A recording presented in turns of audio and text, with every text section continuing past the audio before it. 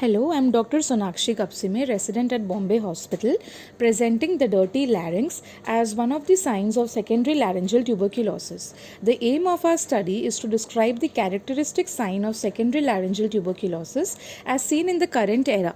Laryngeal TB is one of the common granulomatous diseases of larynx in India. There can be both primary and secondary laryngeal TB, which is very challenging to diagnose. Primary laryngeal tuberculosis is a rare clinical entity caused by direct invasion of larynx by inhaled Mycobacterium tuberculosis bacilli. Occasionally, it may happen via heterogeneous spread from an unknown location in the body, whereas secondary laryngeal tuberculosis always has a pulmonary component of TB. The infection takes place via direct seedling from acid-fast infected sputum. This is usually bronchogenic and occasionally can be hematogenous or lymphatic. The incidence of laryngeal TB is less than 1% of all the TB cases. The methods employed were conducting a retrospective study in Bombay Hospital Voice and Swallowing Center from May 2023 to July 2023. During our study period, we diagnosed 2 cases of dirty larynx. Our first case was a 21-year-old female with complaint of change in voice since 4 months associated with effortful talking. There was no history of tuberculosis.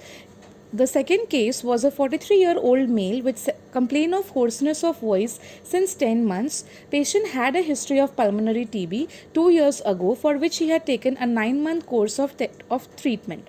Stroboscopy for both the patients was suggestive of a dirty larynx picture. Coming to the case discussion, earlier laryngeal tuberculosis presented with classical turban epiglottis, multiple ulcers mostly involving the posterior part of larynx due to pooling of secretions in recumbent patients. However, in today's scenario, we typically see a dirty larynx picture with slough all over, which is highly suspicious of TB and hence should be sent for testing. The differential diagnosis of this condition is leukoplakia, and histologically these patients then get subdivided into keratosis, carcinoma or fungal laryngitis. However, the above 2 patients, which we had thought as dirty larynx cases, came positive for tuberculosis on sputum acid-fast bacilli smear and were started on antitubercular therapy. So there was no need of surgery for these patients. To conclude, dirty larynx is a distinctive picture of secondary tuberculosis. It is crucial to pick this up during initial laryngoscopic examination. This will help in preventing unnecessary surgery on such patients who may easily be treated by medical management.